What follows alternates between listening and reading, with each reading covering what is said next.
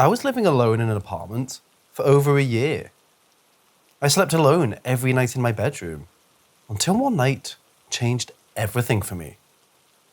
I woke up from sleep in the middle of the night and locked to the door. Standing in the doorway was a pale figure with shoulder-length hair and very long fingernails. It approached my bedside, seemingly floating. I locked eyes with it, and its eyes were similar to black voids. I was entranced. My right arm seemed to lift automatically, and I felt a poke in the centre of my right hand. My arm lowered back down to the bed. After a moment or two, my right arm lifted a second time, and again I felt a poke in the centre of my right hand. My arm lowered, and I was still looking into the eyes of this figure when I heard the words, "I've never had one like you before." Upon hearing this seemingly in my mind, my right arm lifted again, and for the third time, I felt a poke in the centre of my right hand. I blacked out soon after this, but that encounter seemed to last so long, and yet happened so quickly. It was like an encounter outside of time, and all very intuitive. In the nights that followed, I would have vivid dreams, and I could feel the sense of touch in all my dreams. I spoke at the end of a very symbolic dream, and the entire dream collapsed in on itself. These dreams were very emotional and caused forms of trauma. I could even feel pain in the dreams, and the dream that got me to stop sleeping at night was one in which I was getting stabbed in the chest and could feel all the pain. This gave me PTSD, and I started staying up all night, only sleeping when the sun came up, and usually in the living room. I don't fully understand what happened, and that's why I'm posting for answers or information. Although I have strong feelings of subconsciously knowing and understanding. This happened about 4 years ago, and the conclusions I have come to is that it was Satan or a jinn of some kind. After learning about jinn, this seems the most likely to me. I began reading the Bible and praying to Jesus once I moved from that apartment, and I haven't been visited or touched directly since doing that, though I have seen other entities since then. I also have more stories from my time in that apartment, but this experience stands out as my most intense, direct, and life-changing.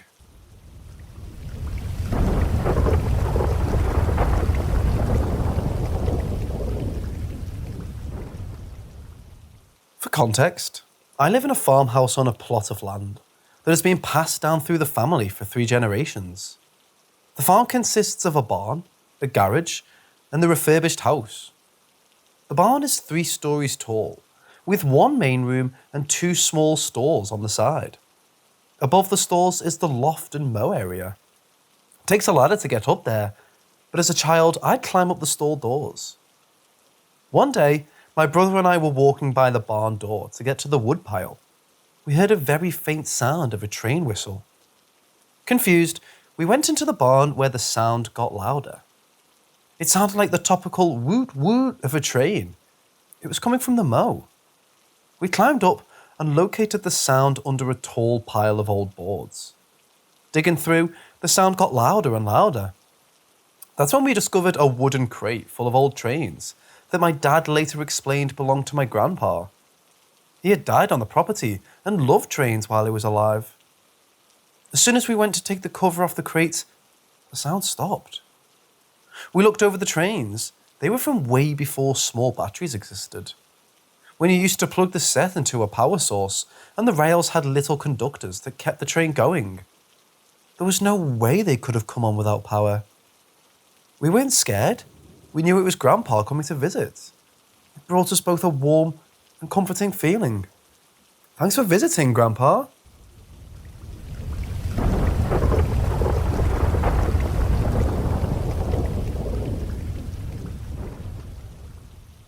I grew up in South San Jose, California. Just your typical 2000s kid. Growing up in the Hellier area, pretty sure most people from the Bay Area will be familiar with South San Jose. Growing up, I would regularly go to Happy Donuts with the same friends I've known since kindergarten. I have 2 brothers, one older and one younger. I'm currently 20 years old, with my older sibling being 29 and my younger 14. I remember when I was 14, my older brother telling me about a haunted road called San Felipe south of where I lived. I believe 10 to 15 minutes from my house. It was a long, empty, soulless road that went on for 30 minutes with no signal and a couple of dead ranchers on the side of the road. At the time, my brother was 21. He was young and loved exploring our town. One day, he decided to go on a small run down San Felipe. He had always told me scary stories about it, so I freaked out when he asked if I wanted to tag along with him and his friends. Me, being the scared kid, said no. I'd rather stay home and play Xbox with my friends. My cousin, who was a really close member of a church in Modesto, was visiting for the weekend. He was persistent of going there with my brother and his friends, but my mom didn't let him.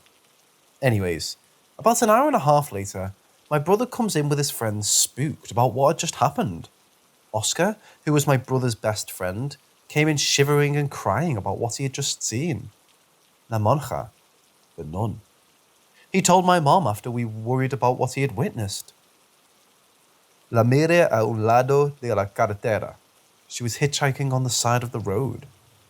He explained he saw the nun and that she waved at him. My cousin told us to step aside and he was going to perform a prayer to Oscar, grabbing Oscar by the head. Dan started praying. Suddenly our power generator stutters, causing our lighter to flicker, and our walls start cracking and shaking. We all look at each other, shocked at what just happened. Oscar starts crying and goes home without saying a word. We contact the mother about the incident. As the weeks pass, Oscar's taken to various priests and churches in the Bay Area, like Alum Rock and Cathedral. Let me know if you guys want to hear the rest. Part 2. It took Oscar roughly 2 months to fully recover. He went from nightmare to nightmare about what had happened, until he finally managed to see a therapist where they told him he might have been hallucinating and they gave him sleeping pills. That managed to calm him down. A couple of years later, and I'm still thinking about the strange phenomenon that had occurred back in my early teen years. On the 11th of April 2021, we were at a local In-N-Out restaurant. It was my girlfriend, my cousin, and some friends that tagged along, so about 6 or 7 of us. We were sitting down at the diner table, chatting about old times and cars. Daniel, my religious cousin, brought up the time that Oscar got possessed in San Felipe. We started getting more deep into the conversation, until I decided to say, "Vámonos a ver qué hay por allá," meaning let's go see what's going on over at San Felipe. It was about 7 p.m, a hot day with a sunset. I thought it was a good day to go explore. The last time I visited San Felipe was early in January, but for some reason, as soon as we were on the road entering San Felipe Road, our tyre popped and there was no signal. Thanks to a biker, I got my older brother to come rescue us with a spare. Before I continue, San Felipe is known because of a Christian school that's up in the mountain back in the 1900s, where a nun had shot and killed 8 students. There's many articles where driving up that mountain, serious handprints appear on your car, alongside crazy sightings of nuns and sounds of crying kids. So anyway, me and my friends decided to go explore that day. As soon as we got to the entrance, there's a sign that says, "No signal for 20 miles. You are now approaching San Felipe." As we drive in, we're 10 minutes in deep, when we see a house with a light on the side of the road. We pull over surprised, remembering there's no running water or light in the abandoned houses on the side of the road. We approached the house and went inside. There was this really foul smell coming from inside the house, as if a candle was lit recently. There were many leaves and broken glass on the floor alongside dead birds and mice. The house wasn't so big. It was a 2-bedroom, 1-bathroom house with a half kitchen and half living room. My friend Edgar grabbed a rock and broke the light bulb that was on from a distance. "But I won't hit that light from here," he yelled. "You won't be a homeboy," I yelled back. He managed to hit the bulb and break it. Edgar was always the troublesome friend who loved to break things. He also broke the remaining windows with a slingshot he found in one of the rooms, along with some old glass photos of some kids that seemed to be about 70 years old. There was a calendar from 1967 in the kitchen wall, which I took home along with a notebook with some writing in it. I took it home to read it and possibly find out about the roads past. "Let's get out of here. There's nothing much going on," said Dan. "Alright, let's head out to the car," I responded. That's when the first bad thing happened. The battery on my friend's 97 BMW E36 died. "You gotta be kidding," said Edgar. "Ooh, that was a ghost," gasped my other friend Marcus. Luckily, I had jumper cables in my car to back up the situation. We jump-started the car and resumed our journey, until we got to an old abandoned barn. That's when things took a twist. We pulled over and went inside. "I'm not going in there," said Dan. "I'll wait in the car." "Quit being such a puss," responded Edgar. My girlfriend and her cousin also stayed back, so only me, Edgar and Marcos went inside there. It was that really foul smell again of bleach and dead animal. Inside the barn, there were 2 dead cats with 2 big bite marks on them. "Damn coyotes," murmured Marcos. "Tell me about it. Look over here," I responded. It was a dead baby cow with so many flies over it. Based on the looks, it seemed the cow had died because they had tortured it. It had no eyes, and someone chopped off the nose. There was a lot of graffiti and devil worship starts on the floor. There was a lot of what seemed to be bloodstains on top of a table, and old candles on the floor. My phone started to ring with a weird number that said unknown. Reminder, there is no signal in this place. I have no idea how this happened to this day. And no, this is not bullshit. I answered, and it was a weird radio wave that sounded like an old record player. "I'm out of here," I said. I got so many chills, and my heart dropped to the floor. "Let's head back home," I told the boys. I didn't tell Dan or my girlfriend of what had just happened. We kept it to ourselves. Before we got in the car, me, Marcos and Edgar looked at each other and said, "We're not coming back." "Edgar," I yelled, "your nose was bleeding, bro." "Huh?" he murmured. "Here, I have some napkins from my In-N-Out car," I said. I rushed to get them, and by the time I came back out, the bleeding had stopped. "I guess I got some allergies and scratched my nose too hard," he said. My girlfriend and her cousin were recording some TikToks outside the barn, so I told them, "Let's go, guys. We're going home." "Finally," said Dan, "I feel really uncomfortable being here." On the way back home, we passed by the house we had trashed and broke the light bulb of. Except this time it was different. We saw her. What we thought was a myth was true, and I promise you guys it's something we should not be making jokes of or playing around with. We saw her. I still have a clear image of her in my head. We saw her from a distance of maybe 100 feet away. She had a black robe on over her head, a pale white face with a black smile. She was fixing the light bulb. It was unbelievable. In the glimpse of an eye, we all witnessed what Oscar had seen that day. We were going about 60 miles an hour, but we saw her in the house. Dan yelled out of his lungs as he started sweating. His blood pressure seemed to have gone down. I drove faster and tossed him my pink lemonade I had from the In-N-Out so he could calm down. As soon as we took the exit that said you were now leaving San Felipe, I took a deep breath, a gasp of fresh air. My house is like 10 minutes from San Felipe, so as soon as we got to the house, we all got out and started chatting about what had happened. We all saw the nun. There were so many handprints on our cars. We came to the conclusion she lived in that house we trashed. There's not really much to explain, besides the things that occurred to us after taking the book and calendar from the house. None of our friends could sleep. We had constant nightmares, but we promised to keep it to ourselves. It's been about 6 months since it happened. I still have the calendar and the book. We plan on going back, and Dan wants to pray inside the house to see what possible things could happen. Also, to put back the things we took from the house.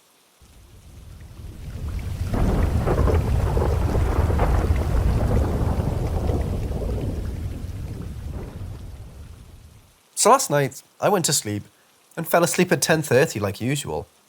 I was tired and drained from an exhausting day. I started having this weird dream. I was at this mountain palace with every family member I know, alongside with people I've never met before. We were having some sort of religious ceremony with candles. There was a big sign with my last name on it and a priest. We were all saying prayers on how we died and how we can do better in our next life. My brain realised that it was a dream, so I immediately woke up before it was my turn to speak on how I died because I never died. As soon as I woke up to sleep paralysis.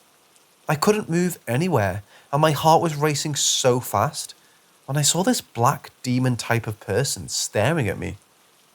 I felt as if I had a heart attack when it was getting closer to me. I closed my eyes and woke up.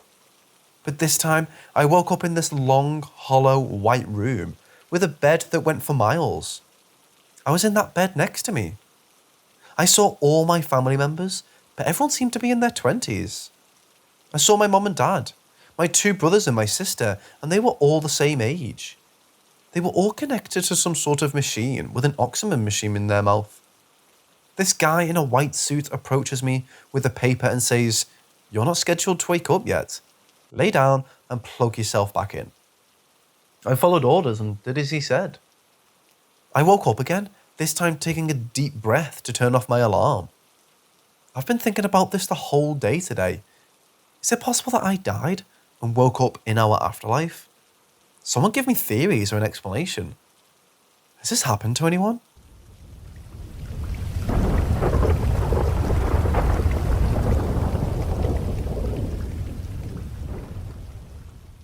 I was talking with my mom yesterday about me and her living together when she was a single mother. After we started talking, she talked about me and her having an ability to feel apparitions. Now, I've had very mild premonitions when I was a kid, but I wasn't really convinced until she brought up the soldier on top of the stairs. When she brought that up, it made me very upset and almost gave me a panic attack, which is not normal. I'm a 20-year-old man and hearing an old memory should not have affected me that badly. I honestly thought it was a dream. This took place in 2007 and I was 6 years old when this happened. I don't remember the circumstances leading up to this, but I remember a military-looking dude at the top of the staircase looking down at me. He wasn't scary or mean to me. I just thought it was weird that there was a random man in our apartment. But I was raised with military family members, so seeing a man in a military uniform in my mind made me think he wasn't a bad guy. My mom, after having brought it up, had told me that a state trooper that lived in our apartment complex had died in 2006 in a car crash. After remembering what I thought was a dream, it finally clicked in my mind and I nearly had a panic attack. I wanted to believe it was a dream, but you don't remember dreams you had when you were 6. I had a hard time falling asleep last night from all the anxiety that this gave me.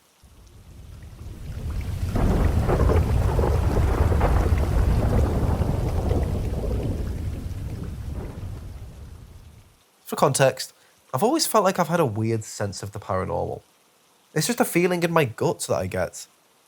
I don't know what to call it, but the best way I can describe it is how you feel when you're being stared at or someone is trying to get your attention. Like something is pulling at you. I don't know if this is any consolation, but when I was a really young kid, I lived in an extremely haunted house. The memories are vague, but I remember the door opening and slamming shut by itself. Of course, my family moved out of that house when I was about 4 or 5.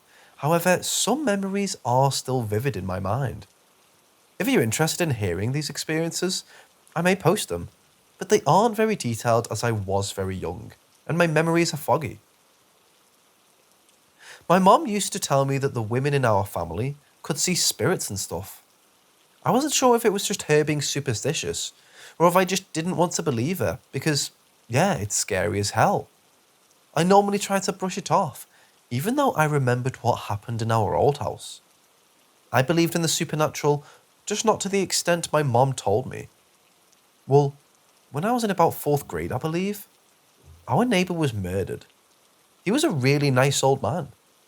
I remember seeing him walk down the street and talking with my parents. Anyways, it was some time after that incident, and I don't think they had found his killer. I didn't quite understand that at the time. I was young and didn't have a care in the world. Of course, I grasped how serious murder was, I guess. It just didn't sink in. To get back to my point, my friend and I had decided to play on my trampoline somewhere around that time. We normally turned on the hose and brought dish soap out with us to make it super bouncy and slippery. It was fun as hell. Our outdoor faucet is under my house. I don't know how well I can explain this, but it's not like a basement. It doesn't go into the ground, it's just a storage spot. Anyways, we would have to unlock the door under the house when we wanted to turn the hose on, because our neighbours behind us used to steal our water. Welcome to the south. Well, we had already turned it on and we left the door open as per usual. While we were jumping on the trampoline having a blast, I suddenly spotted the door under my house slam shut with a lot of force. It was so jarring that even my friend noticed. Then for a second, I spotted a person. It was kind of blurry, but all I could see was red and felt intense anger. I don't know how to explain it, but I recognised this person to be my neighbour who was killed. I couldn't make any features out on his face. It was all very quick. I could just feel that it was him. In fact, I was so visibly shaken that my friend and I sprinted inside to get my older sister, who was supposed to be watching us at the time. She grabbed her PB gun, as if that would do anything to anyone, and she checked out the backyard to no success. She said nothing was out there. After a moment, my friend and I convinced ourselves that it was okay, and perhaps it was the wind. I tried to shake off what I saw, knowing it wasn't the end. When we returned to the trampoline, the door slammed shut for a second time, and by that point, we just decided to go inside naturally. We were both scared to death by it. Just for closure, somewhere after those events, my neighbour's murderer was found. It happened to be his nephew, which was really depressing to learn as a kid. I'm not sure if he was trying to ask for help or what he wanted that day, but it's truly shaken me to the core even now. I believe his spirit is resting easy now, as I haven't had a run in him since then, nor have I experienced any paranormal event like that since.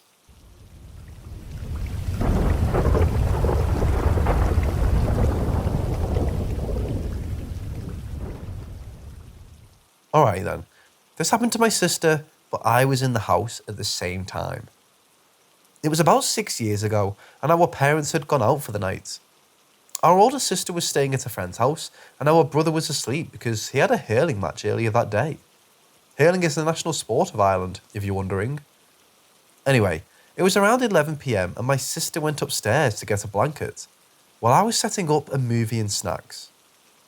Not 2 minutes after my sister went upstairs, she screamed and bolted back to the living room. I asked her what had happened, and she said she saw someone in the doorway of our parents' bedroom. I didn't believe her, and like your stereotypical white person, I went investigating, only to find nothing. There was no evidence of anyone being upstairs. So I brushed it off and went back downstairs. Told my sister that she was imagining things, and we went back to watching the movie. Well, this is where things get interesting. A month or so later, we were going through family photo albums, because I had a school project that I needed a picture of me as a baby. My sister came across a picture of a cousin of ours who died when I was only 6 months old. When she saw the picture, she gasped, brought the photo to me and said, "It was him I saw in Dad's bedroom." At the time, we didn't know he was dead, so we asked our parents about it. They got really quiet and explained to us that our cousin had died in a horrific car accident, along with his girlfriend and his baby daughter, who wasn't much older than me. Turns out we have the newspaper article of the accident. Also, the wall on the side of the road where the accident happened is still gone. The farmer turned to using electrical wire instead of fixing the wall. Anyway, the house was really weird and a lot of unusual things happened there.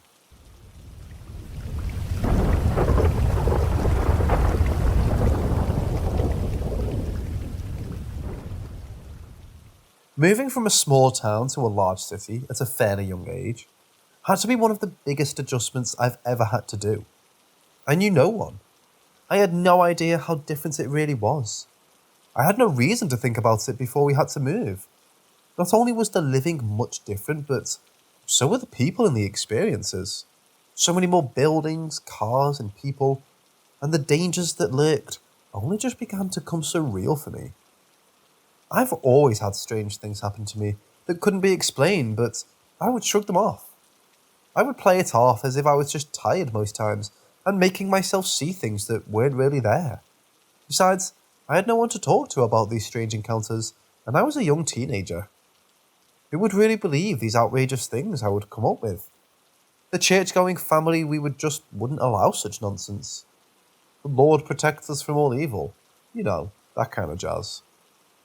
Moving to the city, I eventually got settled after some time of rebelling, for being an angry teenager, for making me leave my friends behind. Got into a lot of trouble, and fell into the wrong crowds. You know, the whole stereotypes people have of teenagers.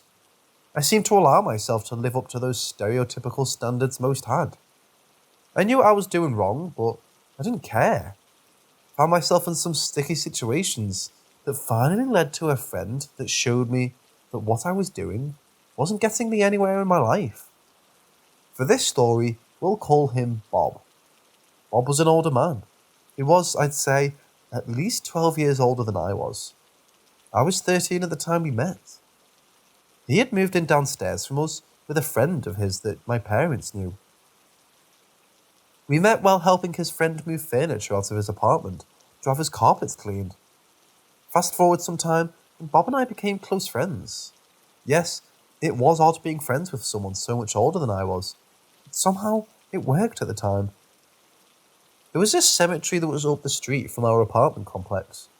We would go there regularly to visit graves and help clean them up, and place flowers on those that were unmarked to show that someone still cared for these people. We would always go during the day. It was such a beautiful and peaceful place. Many rose bushes, green grass, tall shrubs, and some really pretty water fountains spread out throughout this large land. So, it was easy to stroll around there all day and lose track of time. One day, we came upon this one tall mass grave that was unmarked.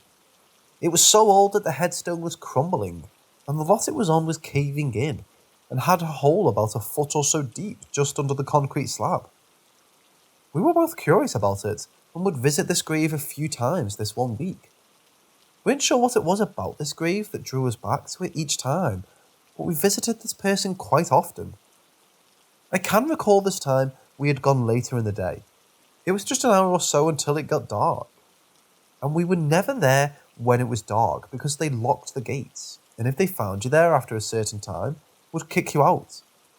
But they never saw us or bothered to come tell us to leave. We were of course at this unmarked grave once again. Nighttime had finally fallen, and it was pretty dark. There were a few lights that lit the cemetery, but it was a soft glow that filled the area we happened to be at. Bob and I wandered around that unmarked grave, and were admiring the other headstone around it. We just couldn't believe how old they were. We ended up circling back, getting ready to head home. We walked back past the unmarked grave to say goodbye. I remember standing there on the side of the grave where the hole was. I was just thinking, how could they not fix this, and wondered how far down the hole went. So being the curious idiot I was, I kneeled down next to this hole and decided to stick my arm into this hole. It was so deep that you couldn't feel any kind of gravel or soil below. Bob, I guess, had managed to just keep walking, and here I was with my hand in this hole below this concrete slab. I stood up and went to turn and walk towards Rob. He was a ways off into the distance, but I could still see him. But before I could take a step, I felt my body wasn't moving. It was as if someone had a huge hold on me. I couldn't move and I couldn't speak. I was stuck. Bob finally notices me standing where he left me and starts yelling for me to come on. But there was no moving for me, and I felt this grip just getting tighter and tighter. In what felt like forever, watching as Bob made his way back in my direction, going on about how he wanted to get home. It was late. He's standing in front of me and looks at me like I've completely lost it. He had been talking to me and asking me some questions, and I of course couldn't move or make a sound. He reached out to grab me to pull me along and I didn't budge. As we stood there, he kept talking to me, seemingly thinking I was messing with him and laughing. Tears start rolling down my face. All I could think about was, how am I going to get this thing to let me go? Did I make it mad? I just kept apologizing in my head, saying how sorry I was for disturbing them, and if they let me go, I would never bother them again.